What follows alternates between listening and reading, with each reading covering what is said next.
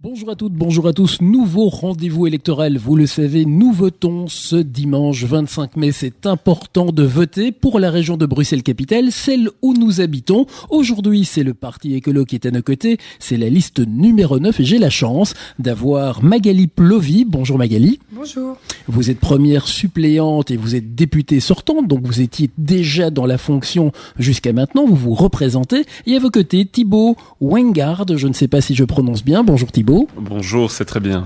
Et vous êtes 9e effectif sur la liste écolo du 9 au numéro 9. C'est ce que vous m'avez dit hors antenne. Je l'ai bien résumé. C'est magnifiquement résumé, en effet. Alors peut-être vous présenter en quelques mots pour nos auditrices et nos auditeurs, qu'est-ce qui vous a motivé à entrer en politique et au Parti écolo en particulier ? Magali. Oui. Moi j'ai commencé par travailler chez la ministre Evelyne Hottebroek dans son cabinet sur les matières sociales et de santé, mais c'est vrai que l'environnement était quelque chose évidemment d'important pour moi aussi, oui. Mais le fait de pouvoir faire les matières sociales et de santé, on se rend compte que la vision de l'écologie politique est vraiment une vision globale de la société et ça m'a vraiment convenu et donc j'avais envie de poursuivre dans cette voie-là. Et vous Thibaut ? Je vous dirais, pour commencer, mais c'est peut-être un peu de la tarte à la crème, mais que j'ai toujours, mais j'ai toujours souhaité m'engager là où je vivais. Et donc je l'ai fait à l'école comme délégué d'élèves, je l'ai fait ensuite dans les mouvements de jeunesse, dans toute une série d'associations. Et puis à un moment, il me semblait assez logique de m'investir dans ma commune, je dirais au niveau de la gestion de la chose publique. Je me suis intéressé à la politique assez tôt et j'ai décidé il y a à peu près 10 ans de m'engager au sein d'Écolo au niveau de ma section dans la commune d'Uccle. Puis je me suis présenté au communal et de fil en aiguille, je me suis de plus en plus investi en politique, si bien que maintenant je suis collaborateur au Parlement bruxellois, notamment de Magali. Voilà.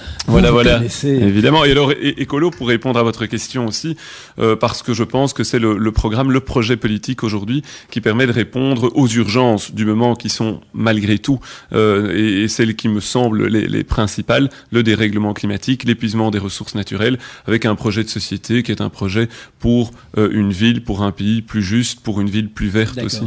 Alors, on va rentrer dans le vif du sujet. On vote pour les régionales, donc la région de Bruxelles-Capitale. Vous savez, il y a certaines velléités flamandes de cogestion de Bruxelles par la Wallonie, par la Flandre. Qu'est-ce que vous en pensez à Écolo ? Qu'est-ce que vous pouvez dire à ce sujet ? Mais à mon sens, Bruxelles est soumis à une double menace en fait. Une menace par rapport à son statut de région à part entière. Et l'année où Bruxelles maintenant fête ses 25 ans, et où je dirais l'identité bruxelloise grandit aussi. C'était la fête de l'Iris la semaine dernière. Voilà, la fête de l'Iris, 25 ans de la région. Mais donc une menace par rapport à son statut de région à part entière, essentiellement du nord du pays. Certains politiques, surtout du nord du pays, remettent en question ce statut. En tant que bruxellois, en tant que peut-être futur député bruxellois pour vous Thibaut, vous Magali, vous êtes déjà députée bruxelloise, qu'est-ce qu'il faut faire pour défendre notre région ? Est-ce qu'il ne faut pas l'élargir un petit peu ? On parle souvent de communauté métropolitaine qui va au-delà des 19 communes de la région, le Brabant flamand, le Brabant wallon, parce qu'économiquement c'est aussi important pour la région. Qu'est-ce que vous en pensez à ce niveau ? Mais peut-être pour compléter, puis je laisserai Magali s'exprimer également à ce sujet. L'autre menace, à notre sens, je crois, c'est de l'intérieur, c'est-à-dire de tomber dans un municipalisme à tout crin au niveau local et de se replier sur l'échelon local. Donc il y a d'une part le côté extérieur, la remise en question éventuellement de son statut de région à part entière, et puis il y a certains politiques qui s'arc-boutent sur leur jardin communal. Et pour Écolo, il faut faire remonter une série de compétences, il faut gérer de manière cohérente, harmonieuse au niveau de la région. Justement. Alors je vais garder la question de la communauté métropolitaine, mais justement, vous venez de dire quelque chose qui moi m'interpelle. Est-ce qu'il n'y a pas de double emploi entre les communes et la région ? Qu'en pense Écolo ? Donc, comme vient de dire Thibaut, c'est vrai que il y a un certain nombre de compétences qui sont exercées au niveau des communes, et je pense que c'est vraiment une très bonne chose. Il faut pouvoir garder une politique qui reste proche du citoyen, et en même temps, il y a un certain nombre de politiques ou de problématiques qui sont gérées au niveau des communes et avec beaucoup de difficultés. Et que donc, en effet, il semble vraiment favorable qu'on puisse remonter la gestion de ces problématiques au niveau de la région. Je donne un exemple, c'est la question des piscines, par exemple. Qu'est-ce qui se passe dans les piscines ? Mais donc, les piscines, ça coûte assez cher. On en a quelques communes qui en ont une sur leur territoire, mais c'est compliqué, c'est difficile à gérer. Et alors que c'est vraiment utile pour l'ensemble des Bruxellois. Et donc, de pouvoir, ce type-là, il y en a d'autres, mais de pouvoir monter vers la région et de pouvoir essayer d'avoir une gestion au niveau de la région d'un certain nombre de problématiques est vraiment plus favorable. Sur les piscines, si je peux rebondir, à Berlin, par exemple, il y a une gestion pour l'ensemble du territoire de Berlin. Et donc, s'il y a une piscine qui ouvre plus tôt dans telle zone, une autre piscine est ouverte plus tard dans une autre zone. Les activités ne sont pas les mêmes. Et si l'une est fermée, l'autre est ouverte. Et donc, il y a une coordination. Alors, pour cette fameuse communauté métropolitaine, l'élargissement éventuel de la région de Bruxelles-Capitale, est-ce que vous y êtes favorable ? Mais en tout cas, d'abord, il y a la question de cette cogestion. Moi, je voulais rebondir sur la cogestion, la question de cette cogestion, où en effet, ce n'est pas quelque chose qui est positif pour les Bruxellois et qu'il faut vraiment dépasser. Et c'est vrai que la réforme institutionnelle qui vient d'être adoptée et qui va rentrer en vigueur au 1er juillet 2014 va permettre... En tout cas, je crois que c'est une opportunité qu'il faut prendre, de pouvoir gérer dans sa globalité et pas, vous savez, par exemple, les ministres de la Santé, on en a 8. À un moment donné, l'éclatement de ces compétences ne permet pas de pouvoir gérer correctement les problématiques, les problèmes des gens de manière globale et correcte.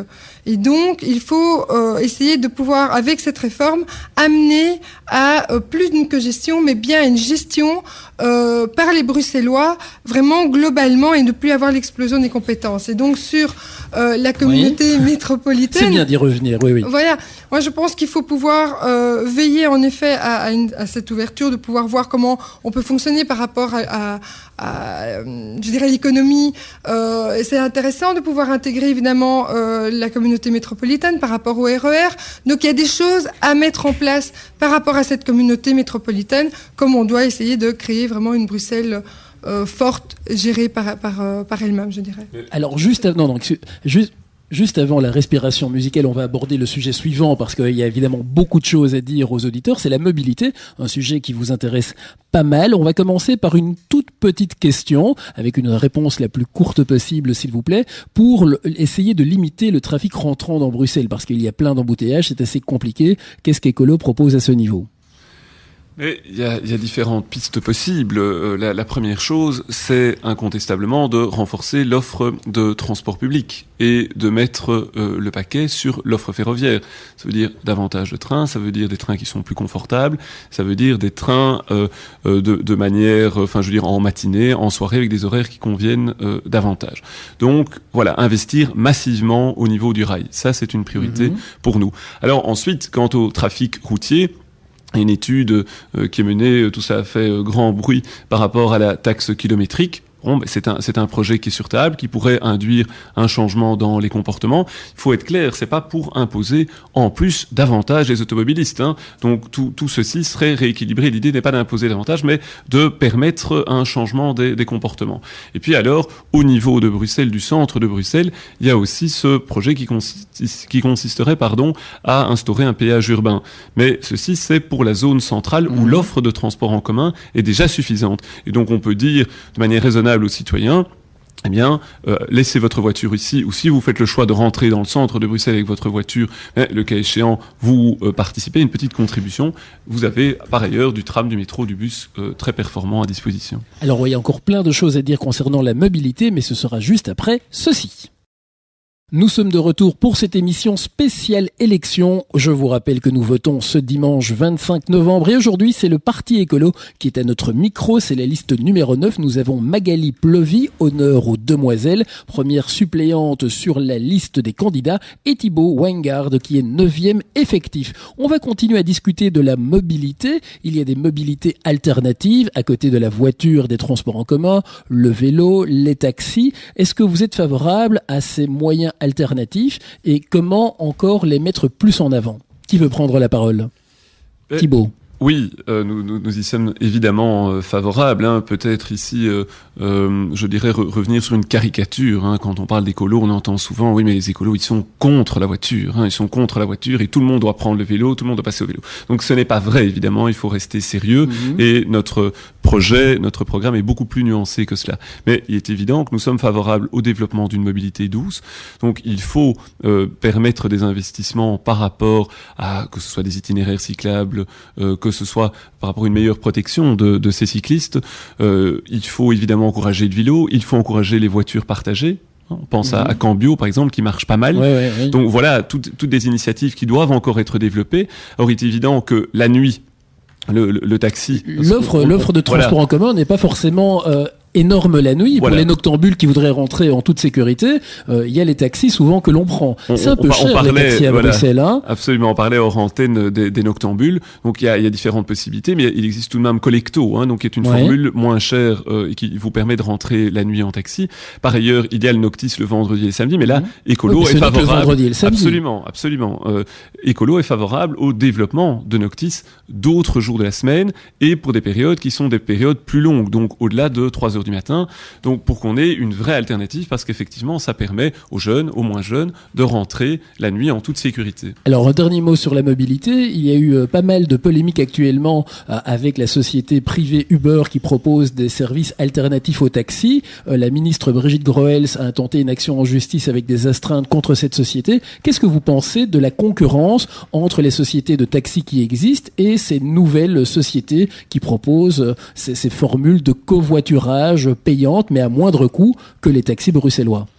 Alors, il n'y a pas que Uber, il y a Jump notamment, qui est une société bruxelloise qui a été lancée il y a quelques mois maintenant par des jeunes bruxellois. Mais ce type de société offre un service qui est un service bien utile, à un coût qui n'est pas comparable à celui du taxi. Donc, j'ai eu l'occasion de rencontrer ces jeunes qui nous ont présenté, avec la ministre Uttebroek d'ailleurs, qui nous ont présenté leur projet. Moi, je trouve que c'est un projet qui mérite d'être encouragé. Alors après, il y a encore une concurrence potentielle entre Jump et Uber par ailleurs. Mais donc, la question qu'il faudra se poser, et il faudra sans doute se mettre autour de la table et examiner ça à tête reposée, c'est de se dire, est-ce que le service qui est offert est parfaitement comparable ou non à celui qui est offert par les taxis. Et donc vous n'êtes pas contre cette possibilité d'alternative? Absolument pas contre. Il faut voir si juridiquement ça ne pose pas de souci. Mais si c'est un service différent, il doit pouvoir alors se développer. Autre thème très important pour notre région, celle de Bruxelles-Capitale, c'est l'emploi. Il y a malheureusement énormément de chômeurs, pas mal de jeunes qui sont au chômage. Évidemment, on espère tous que tout le monde pourra trouver un emploi, mais c'est peut-être utopique, bien qu'il y ait des emplois à pourvoir d'un côté et des demandeurs de l'autre. Il n'y a pas toujours matching, il n'y a pas toujours adéquation entre les deux. Selon vous, qu'est-ce qu'il faudrait améliorer au niveau d'Actiris pour permettre à un maximum de personnes de trouver un emploi à Bruxelles? Mais Magali. Je dirais que avant de dire que c'est Actiris à faire des choses, je pense que la première chose à faire, c'est surtout de créer de l'emploi. Parce qu'on voit que dans notre région, pour 27 000 offres d'emploi, on a 106 000 chômeurs. Et donc on voit qu'en fait, il y a de l'accompagnement à faire, ça c'est sûr, il y a de la formation à faire, mais la première chose à faire, c'est de la création d'emplois.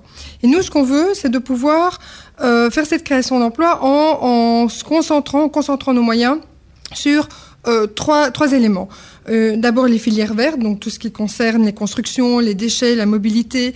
On a une alliance emploi-environnement. Qu'est-ce que ça veut dire, ça? Donc l'alliance emploi-environnement, c'est de mettre tous les partenaires autour de la table, que ce soit de la formation, de l'emploi, les syndicats, pour qu'on puisse dire, mais voilà, dans la construction, dans l'alimentation, on va, par exemple, on va se mettre ensemble pour pouvoir mieux développer cette filière. Et donc de créer de l'emploi et de former des gens pour qu'ils puissent avoir cet emploi-là. Donc c'est un parcours complet, former les gens, créer de nouveaux jobs dans des filières vertes, c'est ce que vous proposez entre autres. C'est déjà depuis plusieurs années, c'est en route, ça doit se développer et on veut pouvoir développer cette logique-là dans d'autres filières, par exemple l'emploi non marchand. On voit qu'avec le développement de la population... Donc le service aux personnes, c'est ça. Tous les services aux personnes, c'est ça. Donc il y a des besoins qui se font de plus en plus sentir, que ce soit au niveau des crèches, des écoles, de la santé, les hôpitaux par exemple, les maisons de repos, l'aide à domicile. Donc plein de secteurs qui sont vraiment nécessaires pour les besoins des gens, pour répondre aux besoins des gens, et en même temps qui sont créateurs d'emplois. Une étude montre que d'ici 2020, on peut créer rien que dans ces secteurs 10 000 emplois. Mais en tant que parlementaire bruxellois, si vous avez la chance d'être réélu, et vous, Thibault, d'être élu, est-ce que vous pouvez vraiment influencer ça ? Mais donc, l'influence, c'est de pouvoir justement mettre sur pied et de créer les législations qui permettront de pouvoir mettre sur pied ce soutien à ces secteurs, le soutien aussi aux filières, plus aux indépendants. Donc, par exemple, par rapport aux indépendants et aux petites PME qui sont aussi créateurs d'emplois et qui ont vraiment des difficultés, on a avec la 6e réforme un transfert... 6e réforme de l'État, je le précise pour les auditeurs. Donc, il y a le transfert d'une compétence qui est l'aide à l'emploi, c'est-à-dire une aide que l'État donne à des entreprises. Ce sera donc la région qui donnera cette aide. Exactement. Alors. Bien, ce qu'on souhaite, c'est de pouvoir mieux conditionner ces aides pour justement soutenir soit ces filières, des filières vertes, les secteurs du non-marchand, mais aussi les petits indépendants, pour les aider à pouvoir engager 1 ou 2 personnes plus facilement, pour qu'ils puissent déjà, dès le départ, partir et arriver mieux à se lancer dans leur entreprise. Alors, je vous coupe Magali, parce qu'il est le moment de faire une petite respiration musicale. Le timing est ce qu'il est, mais comme je sais et je sens que vous avez encore pas mal de choses à dire, on va contre 3e partie de cette émission spéciale élection avec la liste numéro 9, la liste écolo avec Magali Plevy, première suppléante, candidate députée à sa propre succession, et Thibault Weingard, 9e effectif. Est-ce que ça va toujours bien pour vous ? Très bien. Je sais que le rythme est soutenu et que c'est un exercice assez intensif, mais je crois passionnant pour les auditeurs qui peuvent vous entendre vous exprimer. Avant la respiration musicale, nous parlions d'emploi. Alors Acteris, effectivement, c'est l'organe à Bruxelles qui est chargé d'aider les demandeurs d'emploi. Ils vont avoir de nouvelles compétences prochainement, notamment l'éventuelle sanction des chômeurs qui ne chercheraient pas assez activement un job. Qu'est-ce que Écolo pense par rapport à ça ? Est-ce que le chômeur doit être sanctionné ? Quelle est votre politique sur le sujet, Magali ? Oui, mais donc en effet, le fédéral jusqu'à présent a pris un certain nombre de mesures de type allocation d'insertion qui sont limitées dans le temps, l'allongement du stage d'insertion, donc c'est ce qu'on appelait avant le stage d'attente de 9 mois à 12 mois, la dégressivité des allocations de chômage. On sait que 30 000 personnes vont perdre leur allocation en 2015 à partir du moment où elles sont plus de 3 ans au chômage. Et donc, comme je le disais tout à l'heure, on sait qu'il n'y a pas assez d'emplois par rapport aux demandeurs d'emploi, il n'y a pas assez d'offres. Et donc, ici, on fait... Acteris peut faire quelque chose à ce niveau ou pas ? Oui, mais donc il y a une chose, c'est les sanctions. Et ça, vraiment, je pense que c'est tout à fait injuste. On fait vraiment porter la crise... Donc si vous êtes dans la majorité, vous direz... Mais ça, c'est fédéral. Malgré tout, c'est fédéral. C'est régionalisé. Non, le contrôle va être régionalisé, en effet, mais la sanction restera toujours au niveau de l'ONEM. Sur la base d'une décision régionale. Tout à fait. Et donc, nous, ce qu'on souhaite, c'est de pouvoir, en effet... avoir une vision beaucoup plus moins restrictive et moins propre à la réalité bruxelloise. Voilà, donc, tout à fait. Vous me parliez hors antenne de l'éventuelle discrimination que certains demandeurs d'emploi subiraient lorsqu'ils se présentent pour un poste. Et vous vouliez absolument en parler, donc je vous tends la perche, allez-y. Tout à fait, parce que c'est un vrai problème par rapport à Bruxelles. On voit que la discrimination à l'embauche est très forte, et quand on voit certains quartiers qui ont un taux de chômage énorme, mais en fait des gens qui ont des compétences et qui ont aussi des diplômes et qui peuvent tout à fait le faire valoir, et ils sont parfois... On préfère d'autres personnes à eux. Et c'est vraiment basé sur la question de la discrimination. Est-ce que le politique, est-ce que le député bruxellois de base, est-ce que le gouvernement bruxellois peut essayer d'influencer ça, et de quelle manière ? Alors, il y a plusieurs choses qu'on propose. Une première, je reviens sur les aides à l'emploi. Ouais. Les aides à l'emploi, comme je le disais, doivent être conditionnées beaucoup plus que maintenant. Une sorte de discrimination positive. Vous engagez quelqu'un issu de l'immigration, vous avez une aide ? Nous, ce qu'on propose, c'est de pouvoir prendre comme condition, c'est pour les entreprises qui ont un plan de diversité. Un plan de diversité qui existe déjà et qui donc met en place un certain nombre... sociale, voilà, exactement, pour les travailleurs. Il faut faciliter la reconnaissance des diplômes. pour l'instant, les diplômes, cette reconnaissance est vraiment extrêmement lourde, extrêmement difficile et chère. Ça ne va pas. Et puis, il faut poursuivre sur les tests de situation. Vous savez, les tests de situation, on envoie deux CV, mais c'est le même CV, mais avec une personne d'origine étrangère, une personne qui n'est pas d'origine étrangère, et on voit les réactions. Et après, on retravaille avec l'employeur pour travailler sur la sensibilisation. Moi, je pense qu'il faut vraiment travailler, mais beaucoup plus concrètement, parce que on n'a pas d'effet direct pour l'instant de ce qui a été mis pour l'instant en place par le gouvernement. Comme ça, au moins, nos auditeurs ont une idée assez claire de ce que vous proposez en tant que candidate Magali, mais aussi pour le Parti écolo. Alors, un dernier sujet consacré à l'emploi, c'est la création d'entreprises. C'est vrai que trouver un job, c'est bien. Créer son propre job, c'est pas mal aussi. Est-ce que vous êtes favorable à cela et en quoi vous pouvez proposer des idées pour la création d'entreprises ? Mais donc, comme je le disais aussi tout à l'heure, j'ai déjà un des éléments... Vous l'aviez abordé, c'est vrai, je le reconnais. PME et indépendants, je pense qu'il faut vraiment pouvoir les soutenir. Alors, j'ai déjà parlé des aides à l'emploi à nouveau. Une autre chose qu'on peut vraiment mettre en place pour soutenir les jeunes indépendants, pour se lancer, c'est ce qu'on appelle Tantagat. Donc c'est qui cette Tantagat ? Voilà, Tantagat, c'est un emprunt qui est facilité et qui permet donc plus facilement pour les indépendants donc simplifier les formalités, peut-être aussi permettre plus facilement l'accès à l'emprunt, si je vous entends bien, pour pouvoir se lancer sans avoir de crainte d'être tout de suite étranglé. Mais il y a plein par rapport aux emprunts, il y a plein de choses qui existent et qui se développent avec le crowdfunding. Donc voilà, vraiment pouvoir donner accès plus facilement à l'emprunt. Juste en 2 mots, pour ceux et celles qui ne connaissent pas le crowdfunding, mais en 2 mots, très court. Oui, donc on a un projet, on le soumet par exemple, vraiment pour que ça soit bien clair, sur Internet, et on demande à chacun la participation de chacun. De participer. Par exemple, un livre, je connais quelqu'un qui fait ça, elle veut lancer son livre, tout le monde peut intervenir, et à la fin, si elle peut imprimer, éditer son livre, toute personne qui aura participé financièrement pourra avoir son livre gratuitement. Alors, il nous reste 2 minutes, ce n'est pas beaucoup pour aborder les questions du logement. La classe moyenne à Bruxelles n'a pas forcément la capacité d'acheter vu le prix des biens immobiliers. Est-ce qu'il est possible d'aider cette classe moyenne qui n'est pas dans les critères actuels d'aide au logement ? Tout à Magali. fait. Mais donc, par rapport à ça, on a travaillé déjà cette législature-ci sur l'acquisition et l'aide à l'acquisition au logement. On a tout le développement, il faut évidemment poursuivre des prêts sociaux du Fonds du logement. On a aussi une volonté d'élargir les aides publiques pour les jeunes ménages qui au-delà des jeunes, parce que tout le monde n'est plus forcément jeune. Voilà, tout à fait. Mais donc, qui est pour l'instant jusqu'à 35 ans, on veut pouvoir déjà les étendre jusqu'à 40 ans.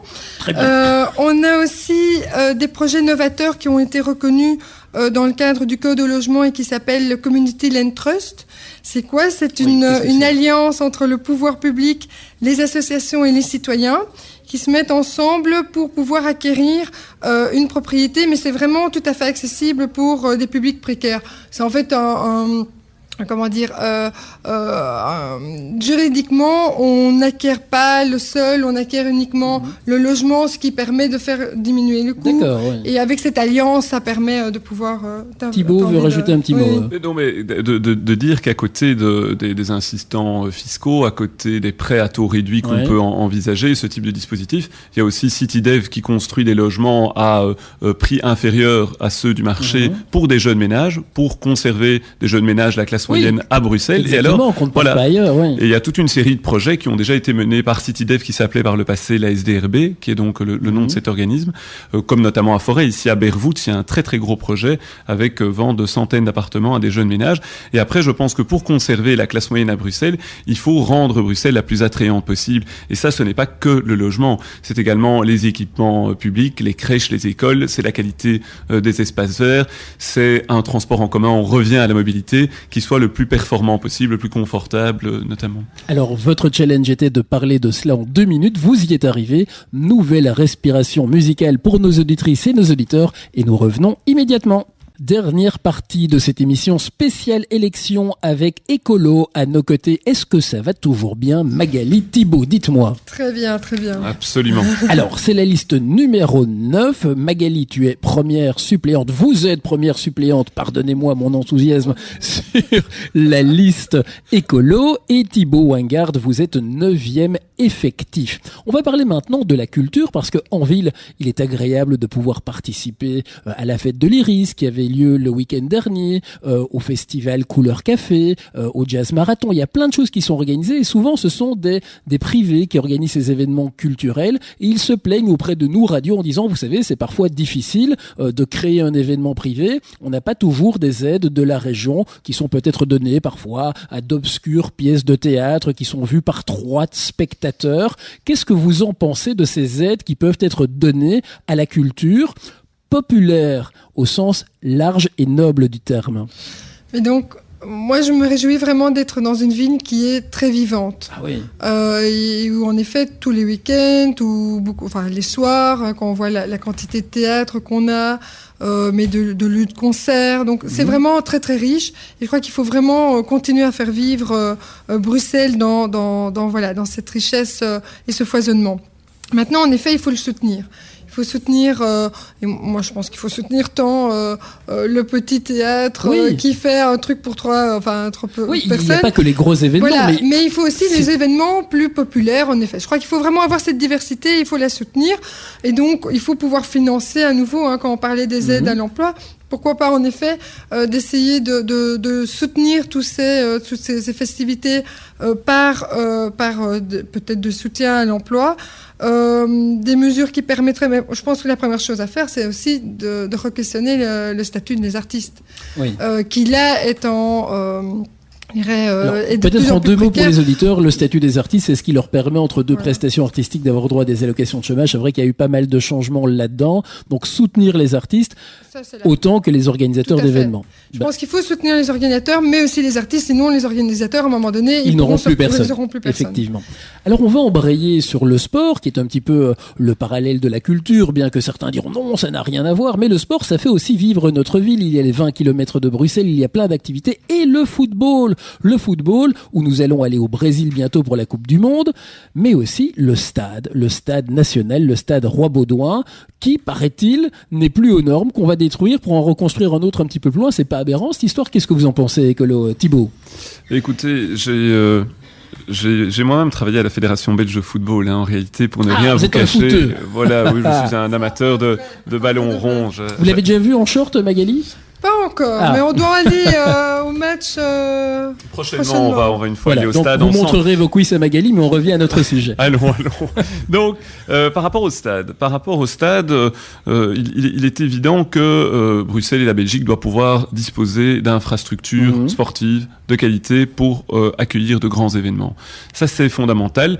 Il se fait que quand vous comparez les infrastructures, les stades belges notamment, à ce qui se fait aux Pays-Bas, pour comparer, je dirais, des villes et des pays de dimensions plus ou moins équivalentes, on a un certain retard. Et donc, malheureusement, force est de constater que le stade Roi-Baudouin n'est plus vraiment à la pointe. Alors, il faut vraisemblablement construire un nouveau stade. Ce qui est important, c'est que c'est sur deniers privés, avec des partenaires privés. Donc, on n'est pas en train de dire qu'on va ici engloutir de l'argent public dans la construction de ce nouveau stade. La question, c'est de voir où est-ce qu'on construit. Est-ce qu'effectivement, le parking C est la meilleure option, donc le long de l'autoroute, sachant qu'elle a un grand parking aujourd'hui. Donc, ça veut dire qu'on détruit le stade actuel pour y mettre des logements, alors qu'il est entouré de stations de métro. Donc, il n'est pas nécessairement mal situé en termes de déplacement des supporters. C'est tout de même une belle localisation. Et puis, il y a la question de la piste d'athlétisme. Si on construit un nouveau stade sans piste d'athlétisme, il faudra, et ça nous semble essentiel, trouver une solution pour le mémorial Ivo Van Damme, qui est l'un des rares événements à portée internationale qui a lieu annuellement en Belgique. Et donc, ce serait tout de même regrettable de perdre là un événement de cette envergure. Eh bien, merci Thibault pour ce point de vue qui a le mérite d'être relativement clair.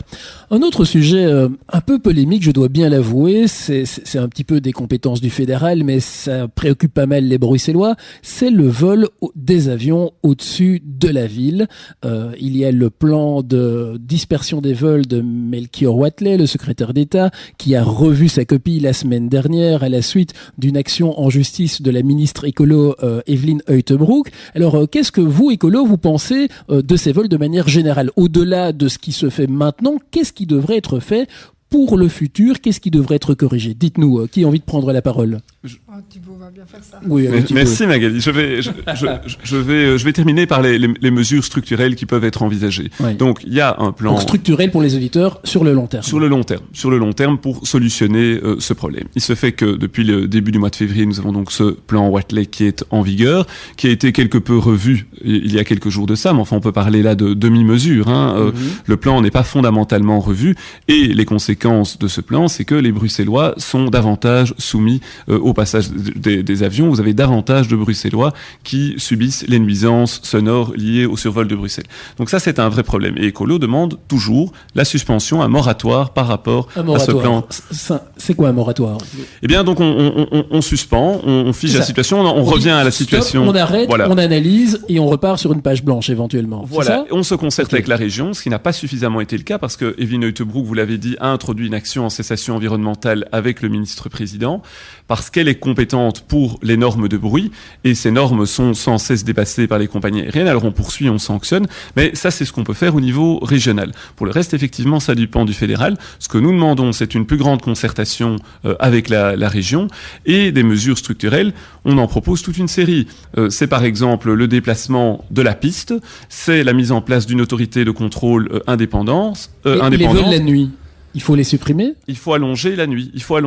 Donc ça signifie qu'il faut envisager que l'aéroport de Bruxelles National devienne un aéroport qui soit davantage un aéroport d'affaires, avec le déplacement, le cas échéant, d'une partie des activités, et une nuit qui, au lieu d'être de 23h à 6h, passerait de 22h à 7h du matin, en sachant que le critère, et j'en termine par cela, doit être les zones qui sont les zones les moins densément peuplées en termes de survol. Ça, c'est le bon sens, nous semble-t-il. Eh bien, voilà en tout cas des messages qui seront, je l'espère, entendus par les auditeurs qui pourront se faire une opinion sur ce que vous proposez, vous, le Parti écolo. En tout cas, merci de vous être prêté à l'exercice, qui n'est pas un exercice facile, dire beaucoup de choses en peu de temps. Magali Plevy, je répète, vous êtes première suppléante sur la liste numéro 9 écolo, et Thibaut Weingard, 9e effectif.